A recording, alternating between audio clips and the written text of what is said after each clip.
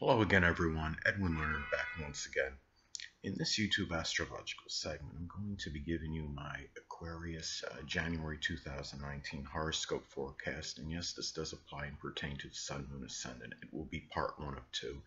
Anyway, first thing up is as far as January goes, the Sun will be in Capricorn from the 1st until the 21st. So the 12th house is what will be emphasized and highlighted. At this time, there could be a strong concentration of energy, focus, and attention on solitude, seclusion, limitations, restrictions, mental illness in some isolated cases. It could be self-undoing, matters with those less fortunate than yourself, such as the impoverished, the oppressed, the homeless, the hungry, even clandestine affairs in some instances, and secret sorrows as well. Now, give the secret sorrows part, given this is Capricorn energy, this might be tied in with a lot of melancholy and despondent energy, unfortunately.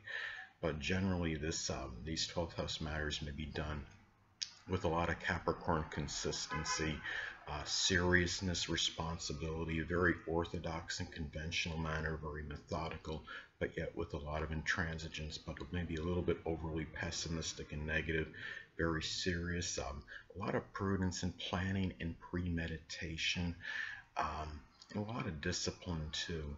And in some cases, this could shine the light on a Capricorn like mental illness, such as something like some kind of depression, or it could even shine the light on a Capricorn hidden adversary, and maybe a Capricorn Sun, Moon, or Ascendant, or simply one that embodies Capricorn-like characteristics anyway.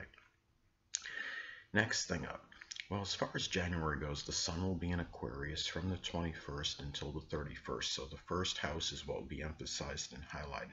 At this time, there may be a strong concentration of energy, focus, and attention on the self-interest, new beginnings, one's outlook on life, making first impressions, the appearance, the outer demeanor, the physical body, especially if this is actually the first house in one's natal chart, and also how you come across to others. Now, given this is Aquarius energy, this may be done with a lot of Aquarius uniqueness, innovation, ingenuity, selflessness, humanitarianism, unorthodox energy, perhaps. It could be very unique and unorthodox new beginnings.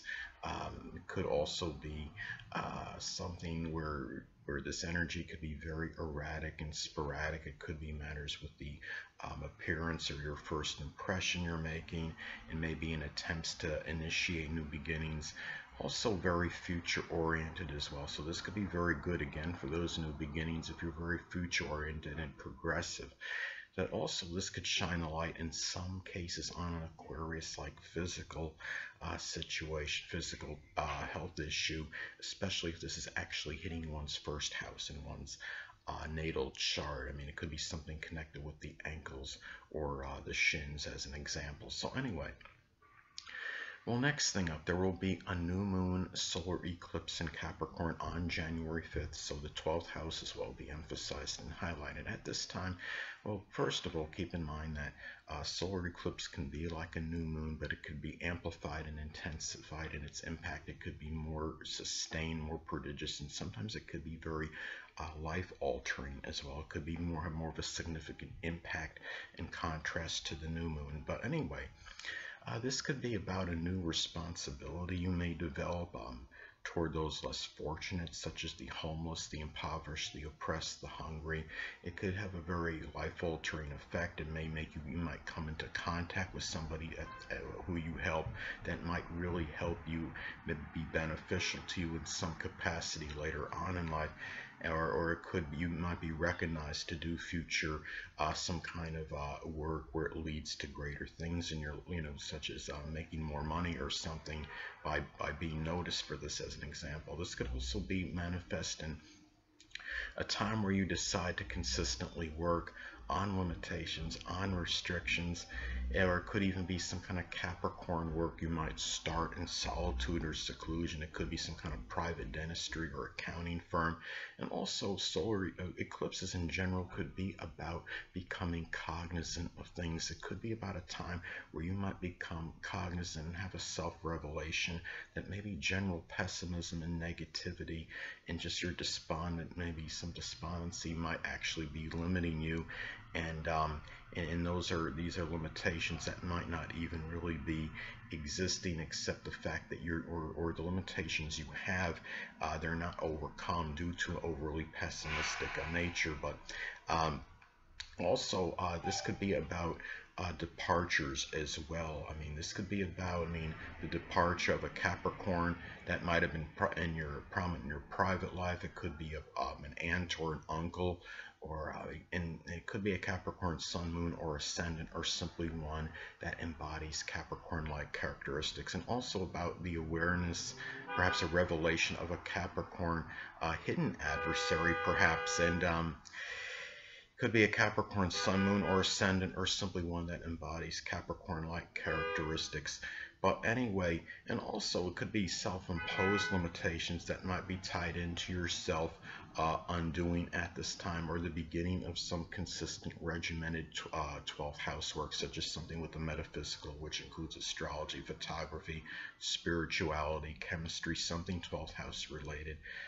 And it could be very life-altering. It could be something very sustained, in contrast to a new moon, which might not really be as long-lasting. Anyway, next thing up, there will be a full moon lunar eclipse in Leo on January 21st. So the 7th houses will be emphasized and highlighted at this time. This can manifest in becoming more aware. Well, first of all, I want to go back again. Let me rewind them. That a lunar eclipse can be like a regular full moon, but it may be more intensified and amplified. It might be more sustained, more prodigious, and it might be very life-altering as well. Now, anyway, one way this may manifest is becoming aware and cognizant that perhaps in being more extroverted and gregarious in your relationships, partnership situations may lead to better things in your life at this time. It might actually lead to maybe more relationships. As an example, it could be a turning point in your life. And also in some cases this could be and also maybe being more generous and magnanimous in terms of your time with others as well. Could be very it could be something that could really maybe is something that's taken notice of, for example, and lead to greater things. Now, excuse me. Another way this may pan out, this could be about a completion or culmination of a Leo business partnership. It could be something connected with sports, cardiology, entertainment, something of fun and amusement, a party company. And and this could be something that maybe you had done for a very long time, and this is like a very life-altering decision. This could also manifest perhaps in a very dramatic ending of a partnership situation, or something with a significant other, and some maybe even a close friendship, or even a grandmother perhaps, and maybe even something with an open adversary that comes to an end, or a legal issue. It could be the open adversary might be a Leo sun, moon, or ascendant, or simply one that embodies Leo-like characteristics. And also too, another way this may pan out is that this could be a 7th house person, coming, coming to a connection with a 7th house person, comes to a completion or culmination that might be permanent, and it might be something that somebody were connected with for a very protracted period. So anyway, next thing up. Well, Mercury will be in Sagittarius as far as January goes, from the 1st until the 5th, so the 11th houses will be emphasized and highlighted at this time. This may manifest perhaps in thinking very positively, optimistically regarding one's future. It could be about talking about communications regarding Sagittarius goals, aspirations. It could be connected with philosophy, religion, sports, archery.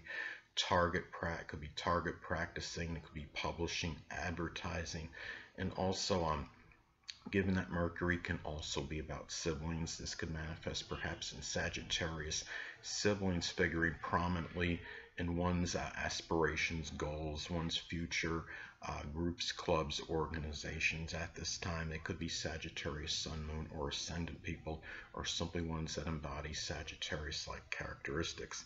This could also be about thinking about expanding horizons through social networking, social media perhaps at this time, and also having veritable, blunt, very voracious, truthful conversations with 11th house people. They could be friends, acquaintances, could be stepchildren in some cases, people that you know well in some group, club, or organization, or people you know through social networking, and also maybe thinking very expansively, enthusiastically about doing things of a humanitarian nature. Hold on a moment, people.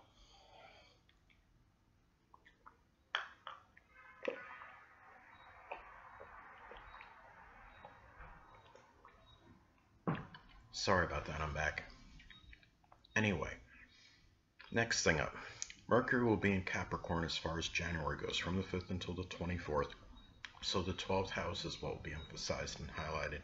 Well, this could manifest perhaps in much introspective and serious thinking in private.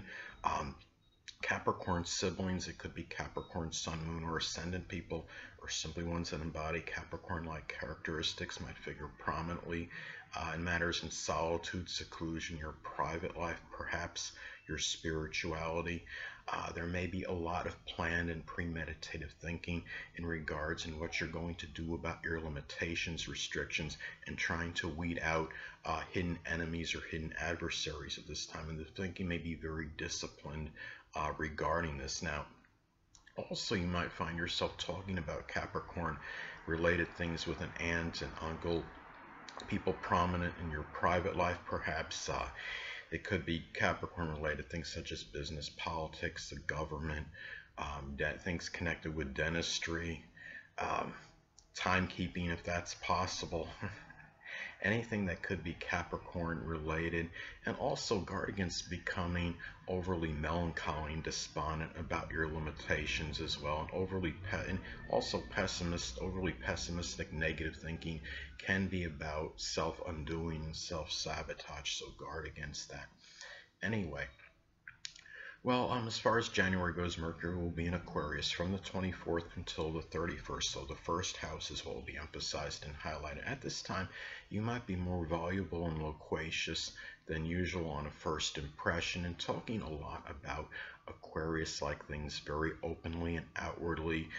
Could be matters connected with new ideas and concepts, ingenuity, humanitarianism, astrology, astronomy, aerospace, anything Aquarius-like, innovation.